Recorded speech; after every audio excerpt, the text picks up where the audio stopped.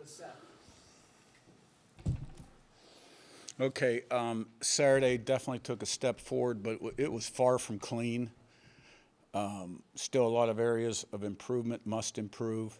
You always have to improve, but I don't think the players want to look at the score and feel like, yep, okay, we're there, because we're definitely not. I mean, defensively, we gave up 9 plays of 15 yards or more.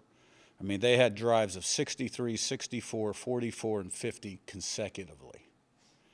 And we had a number of missed assignments, poor alignments to fastballs, particularly in the middle of the field where they're going fast, so we're not aligned correctly.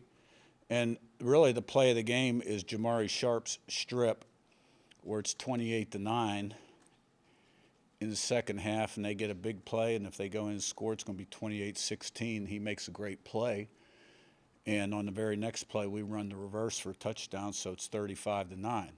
But on that particular play, the ball's in the middle of the field. They come out and empty 3-2, and we set the strength wrong. And then they motioned a 4-1, and we got guys all over the place. And so, we got to do a better job of that. But I do think the last 2 teams we've played in terms of getting aligned are some of the bigger challenges we'll face this year because of their tempo, particularly this last team who had a lot of – they could go extremely fast, and then they had some oddball formations you had to adjust to. Offensively, we still had 6 or 7 missed opportunities that we need to convert on. On the plus side, it was good to go 7 for 7 touchdowns in the red area on offense. Defense, the first 4 series, 3 and out. And the last 4 series, they had 1 first down. We won the turnover ratio 2-0. We had 14 TFLs on defense. Teams were good. All the kickoffs were out of the end zone. We blocked a punt. We had a 35-yard return. So things to build on, got to get better, and it's an early game Friday night. Seth in front, Zach. Yeah, Curt, when you talk about things that need to be cleaned up from the first few games, I guess how many lingering issues have you seen, I guess, between both games? Like, are more of these kind of, common issues between, both Old Dominion and Kennesaw State, or just kind of, individual things that have popped up one game, different? I think every game is different, without a doubt. And, you come out of this game and you can say, okay, offense improved in certain areas. Teams was still very consistently good. And defense gave up too many chunk plays. And they had an opportunity for more chunk plays that they didn't execute. We also had a lot of nice defensive explosives and TFLs. But, we missed tackles at linebacker more. We had some misfits. Safeties were out of position quite a few times. So got to get lined up quicker. Communication's got to be cleaner. And there needs to be a little bit more attention to detail in our preparation in the back end. Zach in this.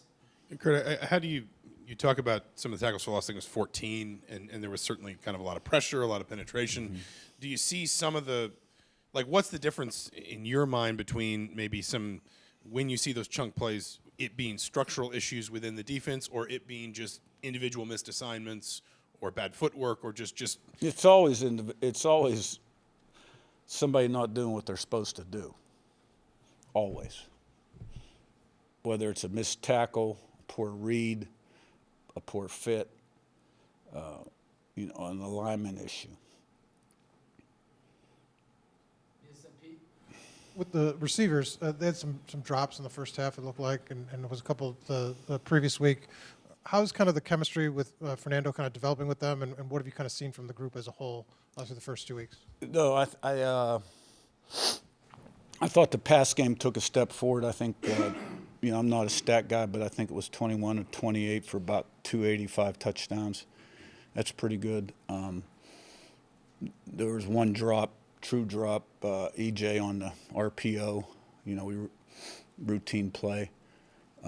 If you're talking about Surratt's, that's one where Fernando had a guy in his face and ball was a little behind him. It was hard to see on tape.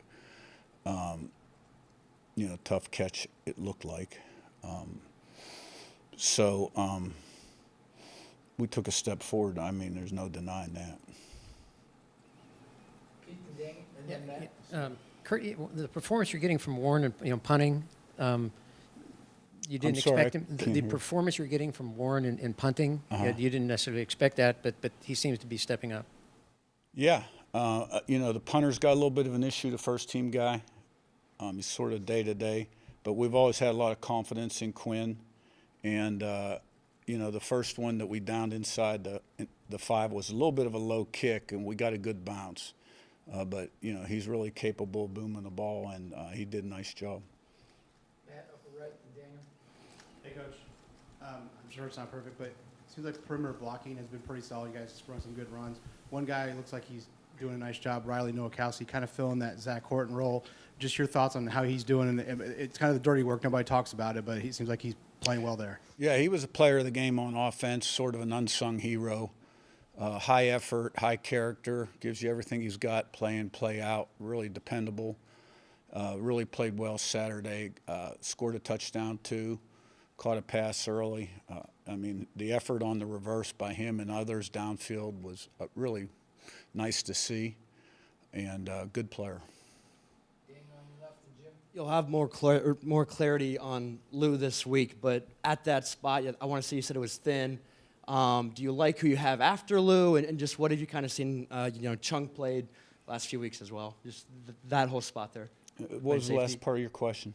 You played, Chung last week. That spot after Lou, do you like who you have there at Right. safety?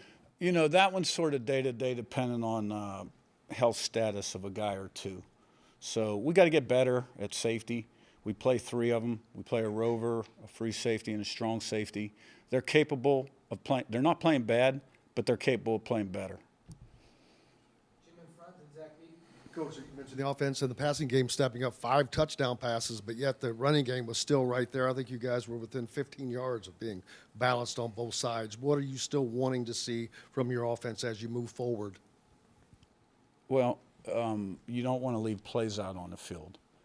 When you have opportunities, you want to cash in on those opportunities because, as we move forward, the windows will get tighter, et cetera, et cetera. So you don't want to leave plays out on the field. Zach B in front, and Sammy. Coach, you mentioned with the chunk plays, you guys got to get set quicker and whatnot. Is that on Coach Haynes? Is that on Aiden getting the message to the defense quicker? Who is that kind of responsibility fall on to get you guys set quicker? Yeah, the calls are getting in quick enough, and the communication from Aiden's getting done quick enough. Now, one time maybe he set the strength to the right, and maybe he could have set it to the left. But, the guys in the back end got to get lined up faster. And it's a safety position primarily. Sammy on your right, and Josh. Coach, Indiana State has played both their quarterbacks. It looked like one half and then the second half. What challenges do they present to you, and how difficult is it to plan for 2 guys playing? Yeah, well, they're doing a nice job on offense, scoring 40 points a game. They're fairly balanced, playing a couple running backs. They're doing a nice job throwing the ball. The starter's completing about 77% of his passes. Defensively, they're doing a nice job as well. So I'm sure they're going to come in excited to play. And, I want to see us play a clean game. Josh in front, and we'll wrap with Ken. Coach, with a Friday night game, how does the preparation with a short week change things? Yeah. We'll keep Monday, Tuesday, Wednesday. Thursday will be a little shorter. And then, we'll have a meeting with the players, Friday late morning, and then get them back to the hotel and play the game. So we don't alter our routine a ton. I may cut some reps during the week in practice. Yeah. Ken up top, last one. Back to Saturday, late in the first half, you get the ball back after a scores 28 seconds. You got a couple of timeouts. What is the discussion there about what you're going to do in that situation? Yeah, that's 2 minutes before the half. Is that kind of a common thing, or is it just case by case? Okay, that's 2 minutes before the half. And if you do go into a 2-minute drill, you're trying to steal a score. You don't have to score, right?